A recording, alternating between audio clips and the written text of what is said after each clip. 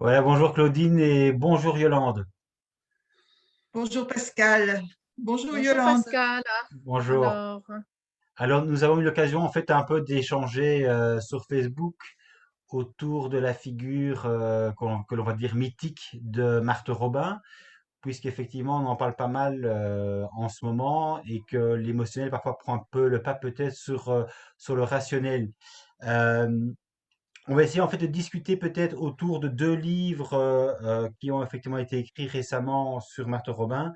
Le premier, c'est le livre de Konrad de Meister, qui a un peu mis le feu aux poudres, si je puis dire, et qui s'intitule La fraude mystique de Marthe Robin. C'est un carme belge qui a été postulateur de la cause et son livre est sorti aux éditions Serre en 2020. Et alors, en réponse en fait à ce livre, nous avons celui de Pierre Vignon, qui est donc prêtre catholique dans la Drôme, voilà, Marthe Robin, édition Artege, et c'est sorti le 3 mars, pour être précis, 2021. Et donc, c'est vraiment une réponse de Pierre Vignon au livre de Conrad de Meister. Donc, il y a véritablement là deux points de vue, je dirais, complètement opposés. Moi, ce qui m'intéressait en fait dans le cadre de notre échange que je souhaitais initier, c'est de voir que d'abord, il y a deux livres qui sont écrits par des hommes qui ont donc quelque part une vision particulière d'une mystique femme. Et j'avais envie quelque part d'avoir le point de vue justement ici pour un peu changer de deux femmes. C'était intéressant, je trouve, d'échanger avec vous.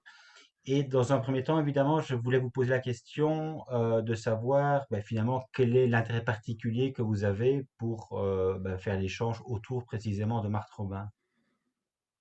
Claudine, peut-être d'abord.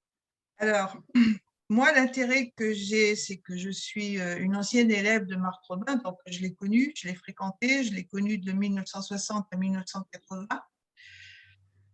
J'ai été son élève, j'ai pris pour argent comptant tout ce qu'on m'a dit d'elle. Quand je dis on, en fait, c'est le Perfinet. Marthe Robin, je l'ai rencontrée personnellement, mais enfin en tant qu'élève, souvent en groupe, en classe. On était souvent plusieurs, quelquefois individuellement, mais c'était vraiment la directrice de l'école qu'on allait voir, quoi, en gros. Hein. C'était pas vraiment la directrice, mais enfin c'était la fondatrice de l'école. Donc c'était une relation un peu particulière dont je n'ai rien tiré de merveilleux, de surnaturel, d'extraordinaire. L'extraordinaire, c'était dans la façon dont le père Finet nous l'a présenté. C'était très extraordinaire. On peut parler de légende dorée. Et ça, c'était perturbant parce que plus tard, quand Marthe est morte, j'ai eu connaissance de ses écrits. Et ces écrits, plus ce que le père Finet nous en avait dit, ça m'a posé des problèmes théologiques, vraiment théologiques. Parce que, en particulier, le texte fondateur du foyer de charité fait de Marthe une co-rédemptrice. Alors, moi, je ne m'y retrouve plus.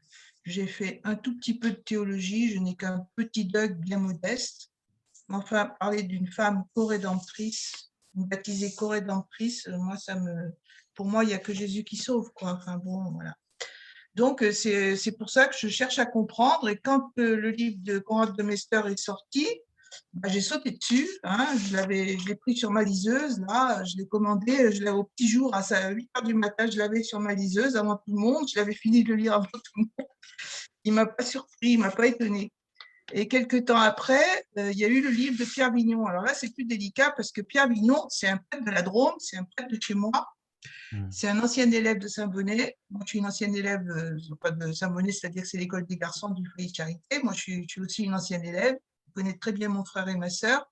Moi, je ne l'ai jamais rencontré, Pierre Vignon, mais enfin bon, on a un terreau commun, comme il dit. Hmm. Et dans son livre, il présente Marthe comme moi, j'en ai entendu parler. Je pourrais dire, oui, Pierre, tu as raison. Bon, euh, peut-être que lui, il connaît Marthe plus directement que moi, parce que moi, je la connais vraiment à travers le discours du Pafinet. Lui, il a peut-être eu un échange plus direct avec elle. Seulement, le problème de ce que nous dit Pervignon, j'ai dit, Pierre, c'est bien gentil, mais ce que tu nous dis, ça ne s'explique que par le surnaturel. Et moi, le surnaturel, je veux bien. Alors, quel sens il a, ton surnaturel? Qu'est-ce que c'est que cette histoire de femme co-rédemptrice? Qu'est-ce que c'est que cette histoire de femme qui offre ses bras, ses jambes, ses yeux pour le salut des pécheurs? Qu'est-ce que ça veut dire? de quel Dieu pervers tu nous parles là? Voilà, c'est pour ça que je Mhm. m'intéresse à Marthe Robin. D'accord. Merci, Et comme je Claudine. suis psychologue par ailleurs, Ah, voilà. Oui.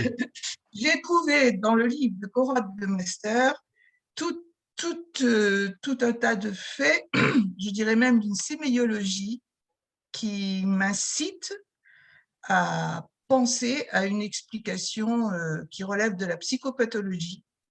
Seulement avec des réserves, parce que ça a été très discuté par des gens plus compétents que moi, à savoir le docteur Alain Assailly qui dit que non. Voilà.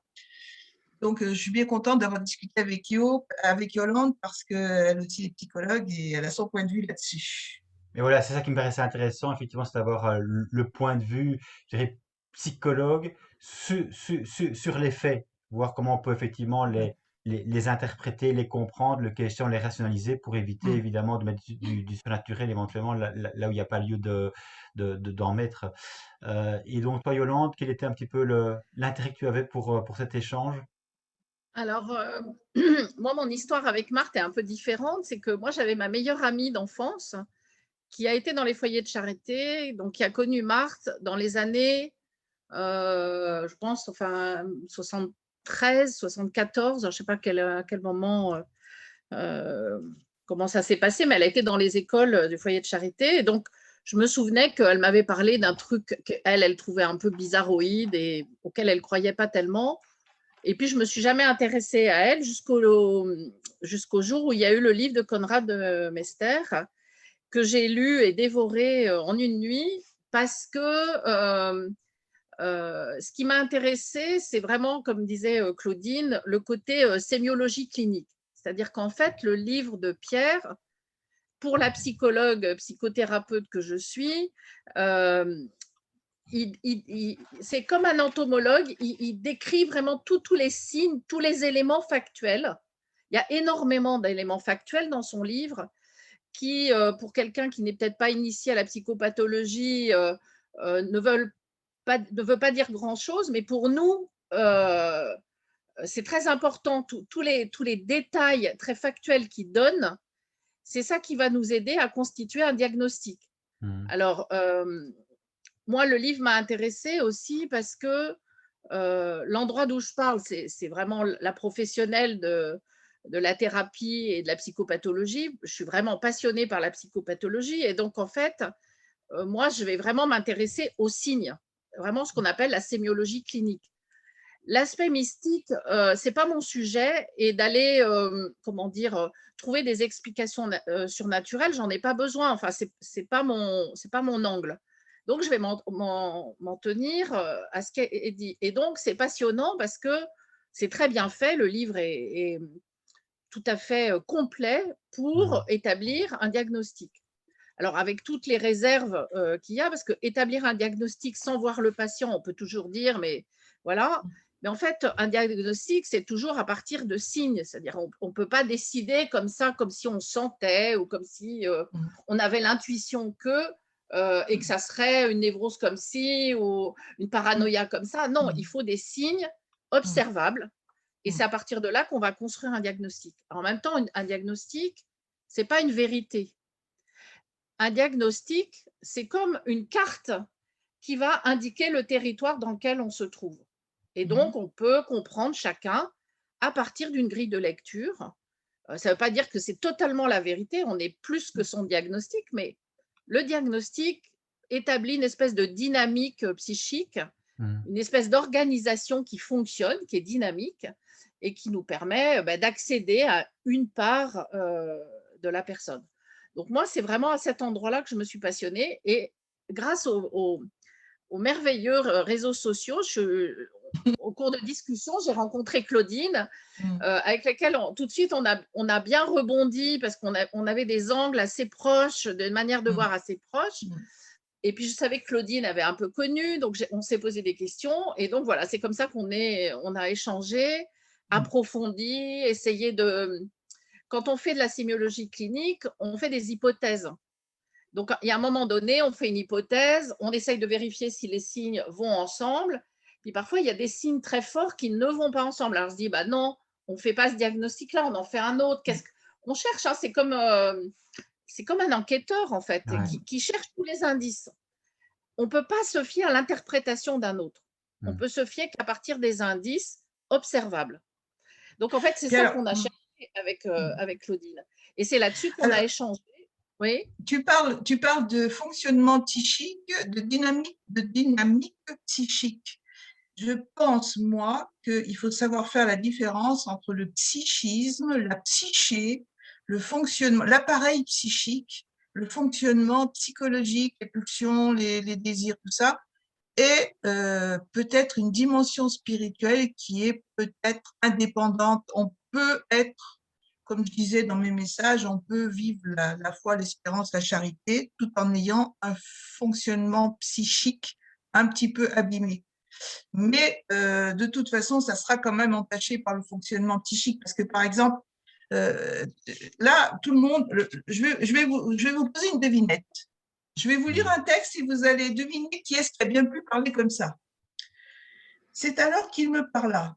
Oui, je veux faire ici quelque chose de nouveau, de très grand, pour notre gloire, à cause de toi, à cause de tout ce que tu fais, et ce que je veux faire en toi et par toi, en qui je veux me glorifier à l'infini. Je veux recevoir ici un amour et une gloire infinie. Je veux y connaître un honneur et un témoignage incomparables. D'après vous, c'est qui peut parler ce langage? Eh bien, c'est Jésus à Marthe, dans une apparition qu'elle a eue. Et ça, c'est le texte fondateur des foyers de charité. Mm.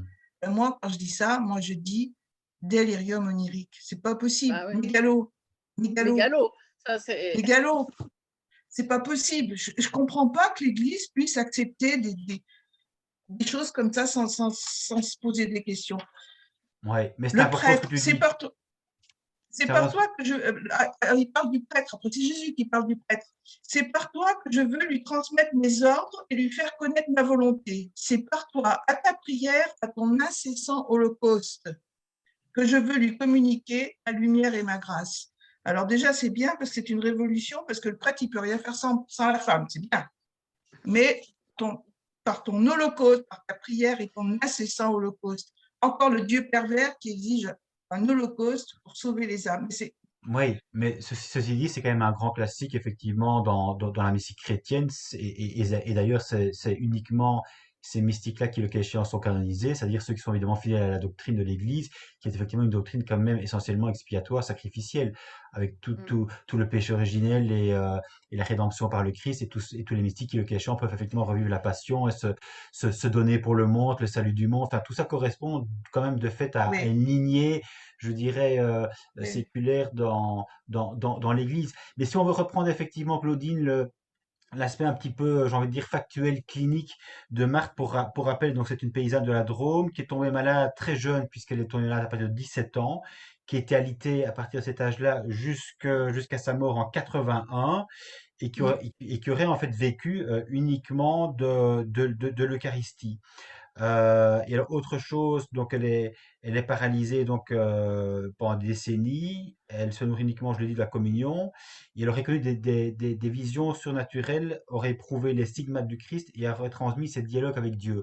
Donc là, on a évidemment tout un aspect par définition, je dirais, mystique, surnaturel. Par rapport à la maladie justement dont elle souffrait, vous-même, je dirais, sur le plan clinique précisément, vous définiriez sa maladie comment? De quoi souffrait-elle? Alors, Bah, il se moi, trouve je que… trouve que, alors, en ce sens-là, je trouve que le livre de Conrad de Mester est assez juste. Enfin, ce qu'on peut déjà voir au travers de ce qu'il retransmet, c'est que, euh, comme je te le disais, moi, enfin, je voudrais préciser quand même, je t'écrivais, il n'est pas question pour moi ni d'être dans son avocate, ni d'être son procureur. Donc, j'ai envie de la voir comme une femme humaine, comme je prendrais un patient dans mon cabinet. Donc, je trouve que elle a un côté très touchant et on peut imaginer, à travers les signes, une personnalité hypersensible. Donc, quelqu'un qui, euh, par son hypersensibilité, rentre en communication très facilement avec tout le monde. Le système de l'empathie, ça fonctionne d'abord par une sensibilité propre. Et je trouve que ça, c'est assez clair. C'est probablement ce qui fait d'ailleurs son attraction, hein, son pouvoir de captation est lié, je pense, à son hypersensibilité. Et donc, à partir du moment où il y a de l'hypersensibilité, il peut y avoir quelque chose d'assez manipulatoire, c'est-à-dire que l'autre rentre facilement dans l'interlocuteur et lui donne ce sentiment d'être connu, d'être reconnu. Et ça, on le voit dans tous les livres sur elle. Et c'est à la fois une qualité, c'est probablement aussi le revers de la qualité, c'est par là un peu un aussi que côté ça pêche, séduction, entre quoi. guillemets. Il y a une forme de séduction, mais qui est liée au départ à quelque chose qui est de l'ordre vraiment pour moi de l'hypersensibilité, donc de l'hyperempathie et de cette espèce de difficulté à faire frontière avec l'autre. Et donc, de la même manière qu'elle fait peu frontière avec l'autre, ça aurait pu être toi ou moi ou Claudine, elle fait peu de frontières entre elle et le Christ. C'est-à-dire qu'il y a vraiment cette chose on parle des hypersensibles comme des éponges émotionnelles, c'est-à-dire comme si ils absorbent tout. Et je pense que de la même manière les gens ont reconnu cette qualité, je crois qu'elle a cette qualité, enfin je ne vois pas pourquoi je la mettrais en doute, d'hypersensibilité, d'hyperempathie, d'intuition incroyable, c'est-à-dire qu'en peu de mots et avec le non-verbal de la personne, elle était comme, la personne se sentait comme comprise, voire entendue. Aujourd'hui, avec les neurosciences, on sait que qu'est-ce qui fait ça? C'est ce qu'on appelle les neurones miroirs. Donc, cette communication de inconscient à inconscient, où on dirait de cerveau droit à cerveau droit, et donc, les gens qui sont dans l'empathie ont cette réceptivité incroyable. Mais en même temps, c'est ce qui permet à ces gens-là de se perdre dans l'autre. Et je trouve que dans tout ce qui est raconté autour de Marthe, tout son discours mystique est autour de cette absence de frontière entre elle et le Christ. Elle et Jésus. Identification, contre-identification qui est toujours un peu en miroir. Et moi, qui me fait déjà cette idée qu'il y a de l'hypersensibilité. Donc, Claudine, je ne sais pas, qu'est-ce que tu as envie de dire par rapport à ça? Oui, alors, moi, c'est-à-dire que j'étais partie sur le diagnostic officiel de maladie de Faune-Economo. Alors, là, récemment, j'ai lu des articles de Philippe Labriole, qui est médecin psychiatre des hôpitaux et qui dit oui, maladie de Faune-Economo, je veux bien, mais enfin, ceux qui ont l'encéphalite léthargique, il y en a un tiers qui meurt, un tiers qui sort sans séquelles, et ceux qui ont des séquelles, c'est la maladie de Parkinson. Marc n'avait pas la maladie de Parkinson. Bon, je pense quand même qu'il y a suffisamment de médecins. Enfin, le problème dans cette histoire, c'est que le seul examen clinique a été fait par le professeur Dechaume et par le docteur Ricard, qui était le beau-frère du père Finet, le 14 avril 1942. C'est le seul examen qui a été fait. Tout ce qui a été écrit, déduit, même par des psychologues, tout ça, c'est à partir de cet examen, à partir des constatations qu'ils ont faites. Et Philippe Labriole fait remarquer, c'est un examen qui est complètement nul, qui fait honte au corps médical. Ils n'ont pas fait les tests les plus basiques, comme par exemple la recherche du signe de Babinski pour décider si l'impotence était organique ou non organique. Parce que l'hystérie, c'est des troubles somatiques sans substrat organique. Et là, on ne sait pas. Parce qu'il n'y a jamais eu d'examen. Elle a toujours éludé l'hospitalisation pour des examens complémentaires. Donc, on ne sait pas, on ne peut rien dire parce qu'on ne sait pas de quoi elle souffrait. Et il n'y a pas eu d'examen moi, l'impression qu'elle me donne… Pardon? Et il n'y a pas eu d'examen post-mortem non plus.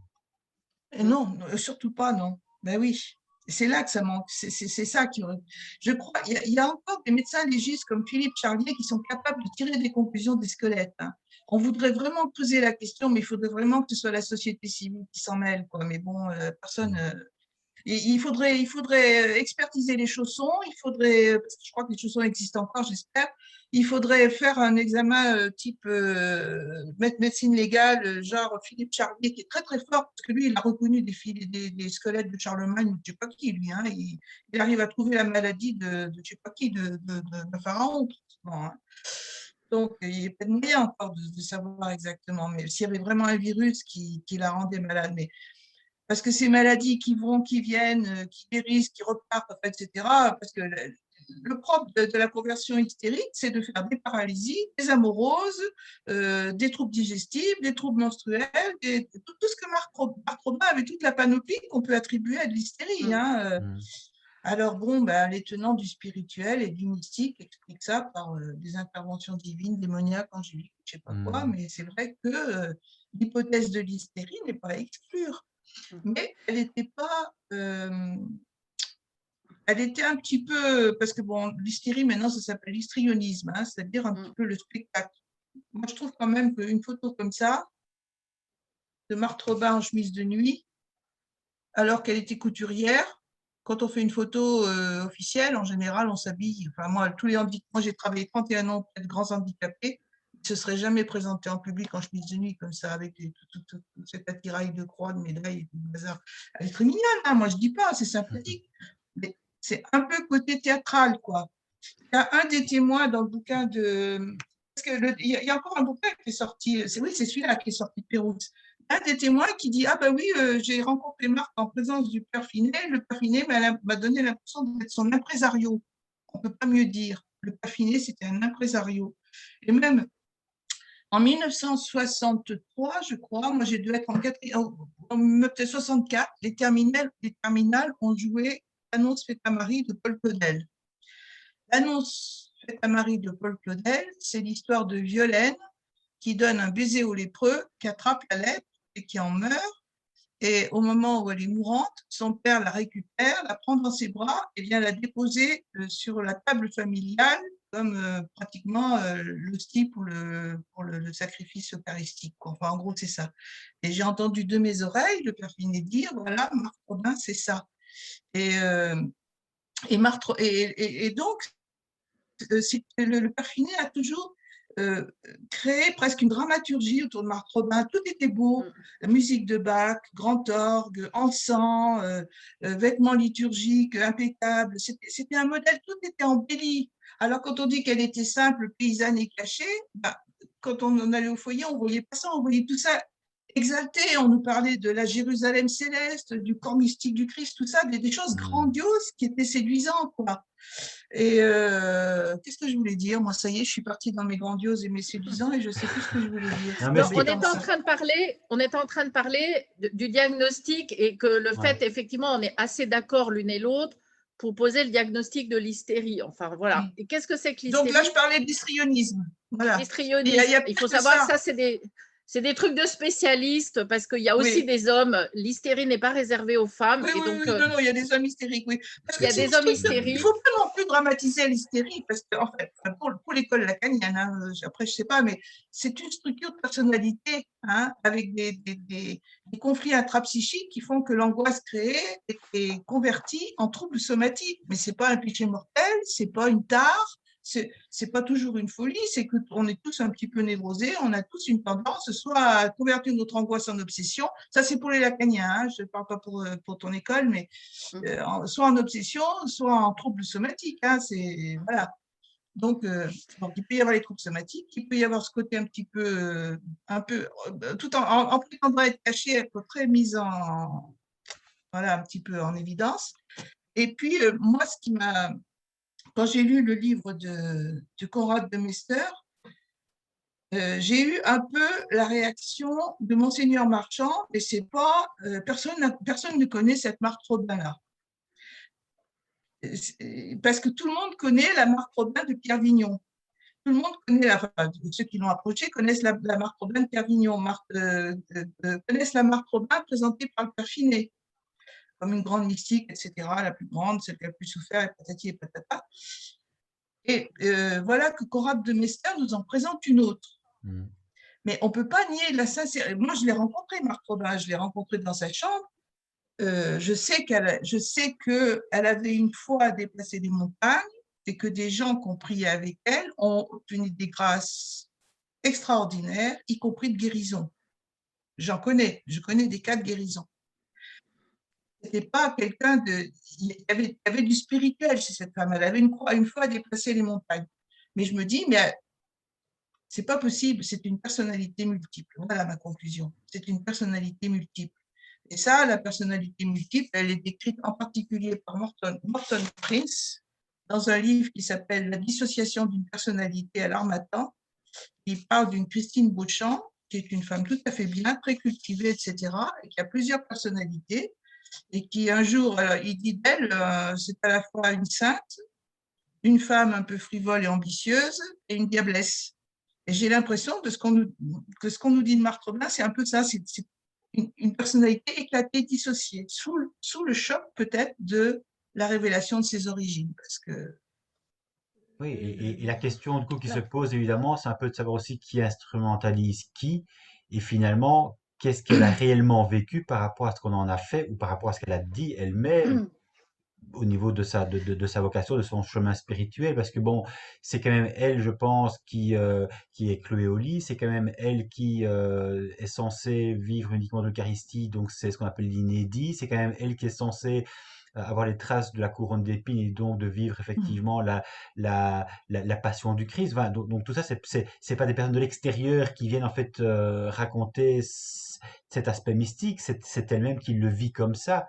Alors de nouveau, est-ce que c'est simplement un trait, je dirais, psychologique qui a trait précisément à cette maladie psychique qui lui est tombée dessus, ou bien est-ce qu'on peut réellement voir là quelque part une expérience spirituelle qui de fait a une réalité, je dirais pas tangible, parce que c'est quand même, il faut avoir la foi, mais enfin, comment distinguer le vrai du faux dans cette oui, histoire, c'est justement? compliqué parce que l'inédit, pour être honnête, l'inédit, c'est pas complètement inconnu, hein. Il y a des dizaines de femmes dans l'histoire de l'Église qui ont vécu l'inédit, qui se nourrissaient en particulier que de l'hostie.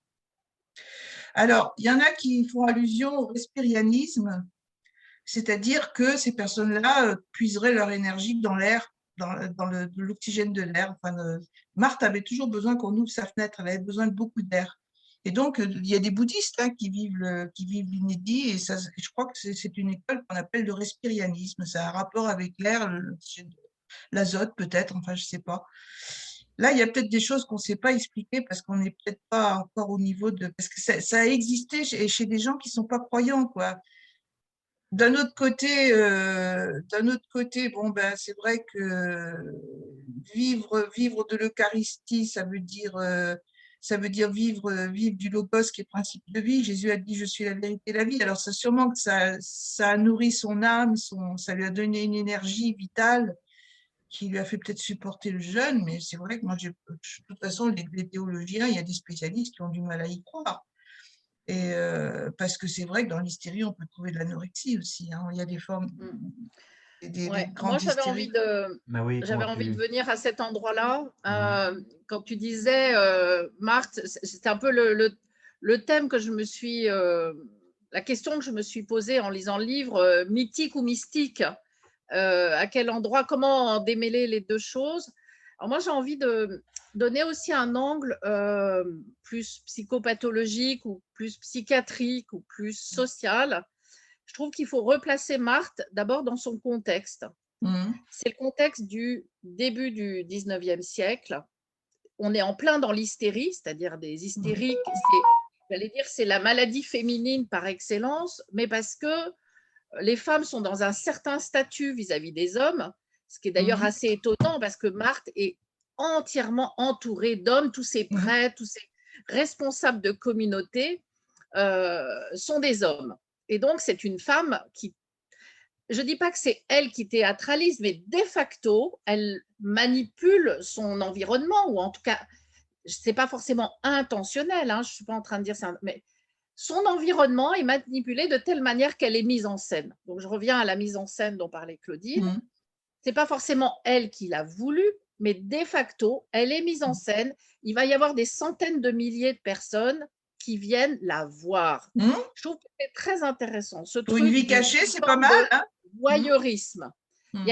Elle suscite, en fait, et c'est ça Le sa voyeurisme. manipulation. Il y Voyeurisme, a du oui. voyeurisme. Mmh. Et Mmh. donc, dans le voyeurisme, il y a quelque chose qui s'entretient, c'est-à-dire qui, pour elle, d'un point de vue de l'ego, elle a besoin de se nourrir du regard de l'autre. Et on en parlait avec Claudine, on peut mettre ce besoin d'être regardé. Nous avons tous, c'est pas du Mhm. tout maladif, on a tous besoin du regard de l'autre. On peut imaginer qu'elle soigne sa blessure de son père. Dans l'hystérie, il y a un rapport au père qui est Ah oui, particulier, tout à fait. Oui. un manque du père ou trop proximité de Mais là, père. il est clair dans sa biographie, le manque du père. Hein. Il est clair. Donc, moi, je me réfère à Lucien Israël, qui est vraiment, pour moi, le pape de l'hystérie. Il y a besoin du regard du père. On va aller chercher le regard du père. Et donc, elle provoque ce regard du père au travers nous tous qui sommes allés la voir, pour ceux qui sont allés la voir, et autour de ces hommes qui sont des figures paternelles extrêmement fortes. On les appelle pères, quel que soit oui. la question. Et il y en a eu des pères autour d'elle. Et elle était comme ça, elle se donnait à voir, elle se donnait. Il y avait quelque chose, alors on peut dire, dans la mystique, il y a de l'érotisme. Il y a de l'érotisme. Et moi, je trouve qu'il y a beaucoup d'érotisme, en fait. Et c'est probablement là-dedans qu'un certain nombre de personnes se sont fait prendre dans l'érotisme qu'elle dégageait de cette femme qui s'offre. Et comme tu le faisais remarquer, sur une couverture à des centaines de milliers d'exemplaires, en chemise de nuit, avec une croix. Il y a quand même quelque chose entre… Alors, on pourrait imaginer, d'un point de vue psychopathologique, qu'il y a une forme de délire érotomane. C'est-à-dire, c'est sa projection de l'amour sur une figure masculine dont elle croit absolument dur comme fer qu'elle est aimée en retour. C'est le principe du délire érotomane. Il y a quelque chose de cet ordre-là. Oui, mais ça va plus loin chez elle parce que elle veut être l'objet du désir de Dieu, de l'autre, du grand autre. Alors, donc, il y a un côté grandiose vraiment dans son besoin de grandeur qui probablement fait écho à son côté minable, enfin d'enfant bâtard ou choses comme ça. Donc, pour réparer cette blessure extrêmement forte, il faut rentrer dans quelque chose qui est un peu délirant, un peu mégalomaniaque, et d'une certaine manière, elle se répare. Donc, moi, elle se répare, oui. Ce que j'avais écrit à Claudine, j'ai dit, finalement, elle est très, très forte, Marthe, parce qu'elle s'est organisée l'hôpital psychiatrique à domicile. Absolument. Et en fait, elle avait tout le monde pour s'occuper d'elle. Et je pense qu'en fait, tout simplement, moi, je crois vraiment il y a un problème de, comme disait Claudine, c'est de l'hystérie, mais on se soigne, on a tous des formes plus ou moins différentes. Et donc, en fait, ça a été un très bon moyen de se soigner en ayant tous ces gens qui sont passés devant elle. Et donc, elle a organisé un système dans lequel elle se soignait et les autres se soignaient. Parce que finalement, le père Finet a soigné son délire de grandeur, parce que finalement, je pense que voir son côté paranoïaque qui s'est soigné grâce à Marthe, et puis tous ces fondateurs de communautés dont elle n'a quand même pas été très clairvoyante, hein, parce que pour avoir aussi peu vu, aussi peu mis en garde, on peut se poser la question de sa clairvoyance. Donc là où je me dis, il et elle étaient prises tous ensemble dans l'hystérie, c'est-à-dire dans l'hystérie, on est séduit. Et il y a une espèce d'hystérie, de folie à plusieurs qui s'est auto-entretenue, c'est-à-dire elle dans sa demande d'amour et de reconnaissance, et les autres dans leur besoin de grandeur et de mégalomanie. Et ça s'organisait de telle manière ça marchait très bien. Que chacun utilisait l'autre. Donc finalement, qui a manipulé qui? Je veux dire, tout le monde se manipulait. Oui, c'est ça, les uns les autres. Dans une espèce de névrose qui s'enveloppait.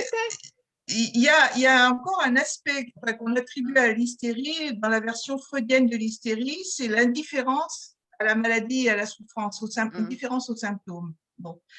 Elle a été entourée par je ne sais pas combien de médecins. Le père Colomb, qui était le bras droit du père Finet, était médecin. Philippe Madre, qui l'a vu 2 jours avant sa mort, était médecin.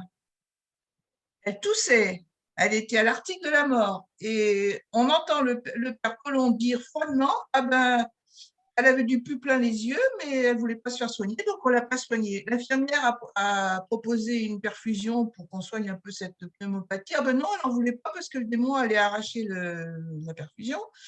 Philippe Madre, qui vient 2 jours, elle était surclaquante le 3 février, je crois qu'il est venu la voir. Un médecin, Philippe Madre était médecin, le fondateur des Béatitudes. C'est un des fondateurs des communautés nouvelles. Oh ben non, il a discuté avec elle tranquillement. Non, il n'a pas été question de sa maladie. On a l'impression que soit elle était complètement indifférente à ses troubles, à ses symptômes, soit tous ces gens-là l'ont prise pour… je disais, Marthe Robin, on l'a prise pour une hostie, qu'on enfermait dans le tabernacle le soir, qu'on allait chercher le lendemain matin pour la présenter au public.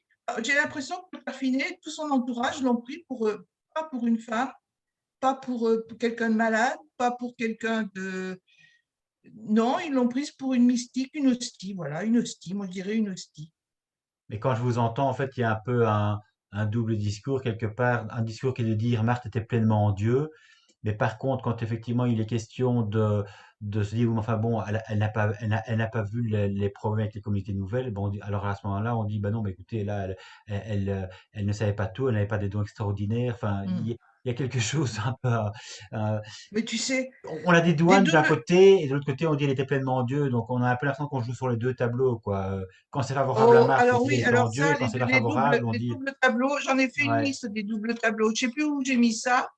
Alors, d'abord, moi, pour quelqu'un d'une paysanne, la paysanne de Perpignan, toute simple et cachée, on peut dire quand même que c'est une superwoman, hein, parce qu'il y a un médecin anesthésiste qui a dit qu'elle a souffert le maximum que l'être humain pouvait souffrir. Et en même temps, tu allais dans sa chambre, elle t'accueillait, elle était prime sautière, elle rigolait, elle avait une voix rieuse. Écoute, c'est vraiment le grand écart. Enfin, je ne sais pas comment elle faisait. C'est une superwoman. Euh, Qu'est-ce qu'il y a encore? Oui, en Euh, même temps, ceux qui l'ont connue disent qu'elle était extrêmement humble, disponible, et que finalement, elle a simplement oui, elle a rempli sa vocation, qu'elle n'a rien demandé, en fait. Elle a quelque part alors subi c'est et ça. Oui, accepté. Oui, mais de oui, facto, elle n'a peut-être. C'est ça la oui, manipulation c'est ça. hystérique. Oui. Elle n'a rien L'hystérique demandé ne demande pour tout rien, mais avoir. elle donne à voir. Et d'ailleurs, il y a Lucien Israël disait, dans l'hystérie, il n'y a rien à voir, tout à entendre. Et ça dit vraiment quelle est la problématique de l'hystérie. L'hystérie va donner à voir. C'est ce que dit Claudine dans la théâtralisation. Le propre de l'hystérique, c'est la théâtralisation. Il n'y a qu'à se rappeler les tableaux de Charcot avec ces Oui, hystériques qui se plient en deux oui, à l'envers. oui. Donc, Les il faut vraiment catalepsies. Hmm, elle va, le tableau de l'hystérique, ça, je pense que les gens ont du mal à comprendre, c'est Mhm. que quelqu'un qui est dans un conflit psychique important, c'est vraiment le pouvoir du cerveau. Et aujourd'hui, on sait que le cerveau a d'énormes capacités. C'est que ça leur permettait à ces hystériques de se contorsionner de tous les sens, c'est-à-dire faire manifester des signes physiques extraordinaires. Et c'est hmm, ça pour ça que ça a attiré l'attention hmm, des médecins et que c'est comme ça que la psychanalyse a commencé parce qu'effectivement, il y avait tellement de choses à voir. hmm, Et le génie de Freud par rapport à l'hystérie, pour soigner l'hystérie, c'est le début de la hmm, psychiatrie et de la psychanalyse, ça a été dire non, il faut surtout rien voir, il faut entendre. D'où Mhm. le dispositif clinique de mettre un divan avec le psychanalyste hmm, derrière pour hmm, qu'en fait, il ne rentre plus en jeu le regard, le hmm, pouvoir du regard et la fascination du regard. Donc en fait, Marthe, elle a fasciné en fait des hmm, milliers de personnes Ouais. parce hmm. qu'elle donnait à voir. Elle ne voulait pas, mais n'empêche qu'elle sait laisser voir. Car si Ouais, mais c'était c'est une personne inconscient qui tout ne ça. voulait Hmm. pas être vue, C'est un comportement.